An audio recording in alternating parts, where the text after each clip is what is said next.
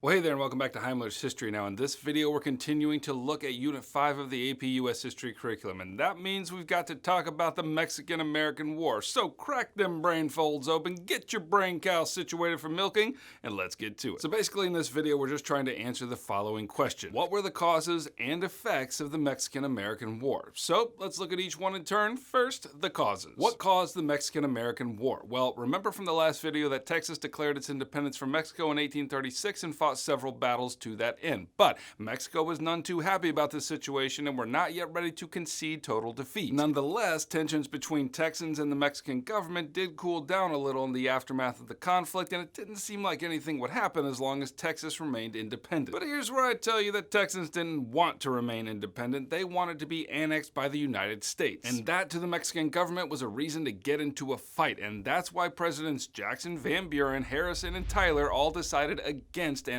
But as I mentioned in the last video, all that changed in the election of James K. Polk. Now, he took office in 1845, and one of his main campaign promises was the annexation of Texas. And so Polk, making good on his promise, saddled up his mechanical bull, put on his 10-gallon cowboy hat, and got Texas into the Union. Now, I should revise that previous statement. It's not altogether true. It was actually Polk's predecessor, John Tyler, who led the process to annex Texas. But Tyler only did it when he was on the way out of office to concede that because of Polk's election that the American people favored this move. So seeing the annexation of Texas as a fine notch for his presidential legacy belt, he went ahead and did it. Even so, I'm going to put that point in Polk's category because apart from his election, it's unlikely that Tyler would have done that. Nevertheless, when Polk assumed the office of president, it's not too much to say that he had a Texas-sized problem. Mexico, as I mentioned before, was none too happy about the annexation, and so Polk sent a diplomat named John Slidell to Mexico City with a couple of tasks. First, Slidell asked the American government to sell even more land to the United States, namely New Mexico and California territories. The Mexican authorities said no, which when being translated from the Spanish roughly means no. The second part of Slidell's task was to settle the location of the southern border of Mexico. Now, the Mexican government said that the border ran along the Nueces River. The American government, on the other hand, said that the border ran along the Rio Grande, and in case you're keeping score, that's a big difference. And again, on this count, the Mexicans were unwilling to budge in negotiations with Slidell. So President Polk went ahead and brought this conflict to a head in 1846. I mean, since all of this land here belonged to America, it shouldn't be any problem at all to advance American troops onto it and station them at the Rio Grande. And so Polk sent General Zachary Taylor with his troops to do just that. And Mexican troops met them at the Rio Grande, and at the end of the conflict, 11 Americans were dead. Now, Polk was outraged at this. Are we really going to stand for this? Mexicans killing Americans on American soil? Never mind that this was disputed territory. Polk wanted a war with Mexico, and on May 13th, 1846, Congress granted him one. And baby, that's how you get the Mexican-American War. So that's a brief survey of the causes of the war, and you don't really need to know the battles and the strategies and the various conflicts. It'll be enough for you to know that a relatively small amount of American military gained enough ground in order to claim California and the New Mexico territory. Furthermore, under the leadership of General Winfield Scott, the American troops conquered and occupied Mexico City, a victory which forced the Mexican government to the negotiation table. So, America won this war, and that means we need to talk about the effects of the war.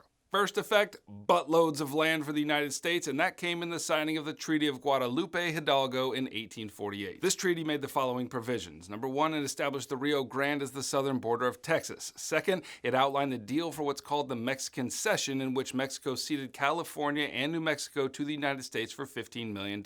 Now, add all of this land gained from the Mexican Cession to the Gadsden Purchase in 1853 right here, and all told, Mexico lost more than half of its territory to the United States. Now, said buttload of land was a contentious gain for the U.S. even before the war was over. Like, it wasn't a stretch for Congress to discern that the U.S. would actually win this war, and with it add a lot of territory to the Union. So in 1846, with that very real possibility on the horizon, a congressman named David Wilmot added a little amendment to an appropriations bill working its way through Congress. And this amendment was known as the Wilmot Proviso, and it proposed that any lands gained from victory in the Mexican-American War be off limits for the expansion of slavery. Now, ultimately this was voted down, but it's important because it highlights the growing tension over the slavery question. Now, it's important to realize that the politicians who voted it down weren't necessarily abolitionists, but they certainly believed in the ideal of free soil, which is to say they wanted to acquire additional land for homesteaders to settle on without competition from the system of slavery. It was more of an economic thing for them rather than a moral thing. And even though I just spent like 30 seconds explaining it to you, you have to realize that the proposal of the Wilmot Proviso was exceedingly contentious contentious. In fact, some historians point to this amendment as the first round in the fight that ultimately led the United States to civil war. Now, the second effect we need to talk about has to do with all the non-American people living in all that land. The vast majority of them just stayed put as the territory changed hands from Mexico to the United States, and in general you had Mexicans